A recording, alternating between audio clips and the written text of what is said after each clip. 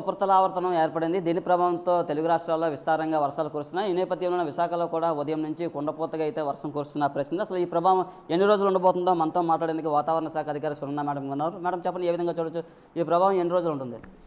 ఈ యొక్క రెయిన్స్ అనేవి మరి 3 రోజులు కూడా కొనసాగే అవకాశం ఉంది. ఈరోజు 17th 18th కూడాను ఈ యొక్క రెయిన్స్ అనేవి కొనసాగుతాయి. 19th కొద్దిగా ఉంటుంది. తర్వాత 20th నుంచి కొంచెం తగ్గే అవకాశం కూడా ఉంది. అండ్ ఎండ కూడా ఉండే అవకాశం ఉంది. సో ఈరోజు చూసుకున్నట్లయితే మనకి ఆ వైజాగ్ అండ్ హైదరాబాద్ పరిసర ప్రాంతంలో ఒక సర్క్యులేషన్ అనేది ఉంది. అలాగే మనకి ఈ ప్రాంతంలో కూడాను ఒక సర్క్యులేషన్ ఉండడం వలన, అలాగే హిందూ మహాసముద్రంలో కూడాను ఒక సర్క్యులేషన్ ఉంది.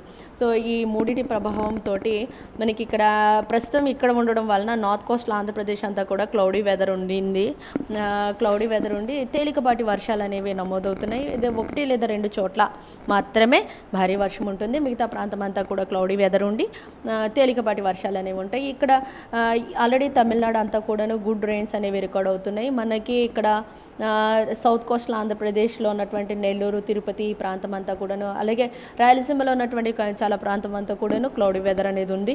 సో అందువల్ల ఈరోజు టెంపరేచర్స్ అనేవి కూడా తగ్గే అవకాశం ఉంది. మార్నింగ్ నుంచి కూడా క్లౌడీ వెదర్ ఉండడం వల్ల మరి ఎక్కువ టెంపరేచర్ అయితే ఈరోజు రాదు. సో ఇది పరిస్థితి అండి. విశాఖలో చూసుకుంటే మొన్నటి వరకు ఎండలు దంచేసాయి, అలాగే నిన్న కూడా మళ్ళీ ఎండ కాసింది, వర్షాలు పడుతున్నాయి. అసలు ఏంటి మార్పులు సడన్గా ఎండాకాలంలో?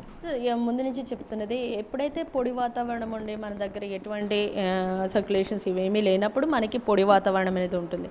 బట్ ఇప్పుడు మన ఆంధ్రప్రదేశ్ మీదే ఇక ఉపరితల ఆవర్తనం అనేది, తర్వాత ఇక్కడ కర్ణాటక దగ్గర కూడా ఉపరితల ఆవర్తనము. సో దాంతో ఏంటంటే విండ్స్ అనేవి మారినవి.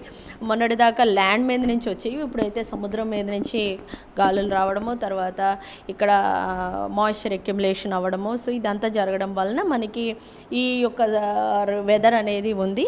ఇది మరి 3 రోజులు కూడా కొనసాగే అవకాశం ఉంది. ఈ ఆవర్తన ప్రభావంతో పూర్తిగా సముద్రం ఏ విధంగా ఉండబోతుంది? సముద్రం అయితే నార్మల్గానే ఉంది. ఇక్కడ విండ్స్ అనేవి పెద్దగా లేవు, అంటే చిన్నది, చాలా సర్ఫేస్ మీదే ఉంది.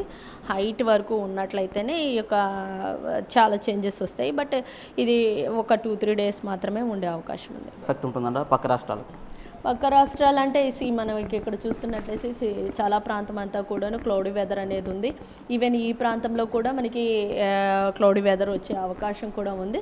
సో మొత్తం మీద ఈ ప్రాంతం అంతా కూడాను క్లౌడీ వెదర్ ఉండి మనకి మాత్రం కొంచెం రెయిన్ఫాల్ ఎక్కువ ఉంటుంది. అంటే ఎక్కువ అంటే తేలికపాటి వర్షాలే కొన్ని ప్రాంతాల్లో ఉంటాయి. 1 లేదా 2 చోట్ల మాత్రమే భారీ వర్షం ఉంటుంది. అంటే ఎన్ని రోజుల పాటు కొనసాగి ఉంది వర్షాలు? అప్ టు 18th వరకు కూడా కొనసాగే అవకాశం ఉంది. 19th నుంచి కొంచెం తగ్గుతుంది. 20th నుంచి మళ్ళీ ఎండలు పెరిగే అవకాశం ఉంది. అంటే ఉత్తరాంధ్ర ప్రాంతంకి ఏ విధంగా ఎఫెక్ట్? అంటే క్లౌడీ వెదర్ ఉంటుంది, తేలికపాటి వర్షాలు ఉంటాయి మాత్రమే, అంతే.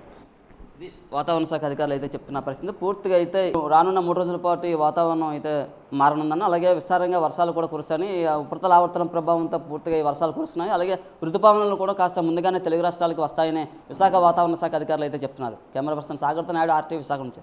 మరిన్ని వీడియోస్ కోసం ఛానల్ ని సబ్స్క్రైబ్ చేయండి. లేటెస్ట్ అప్డేట్స్ కోసం వాట్సాప్ ఛానల్ ని ఫాలో చేయండి. అండ్ లింక్ డిస్క్రిప్షన్ లో ఉంది.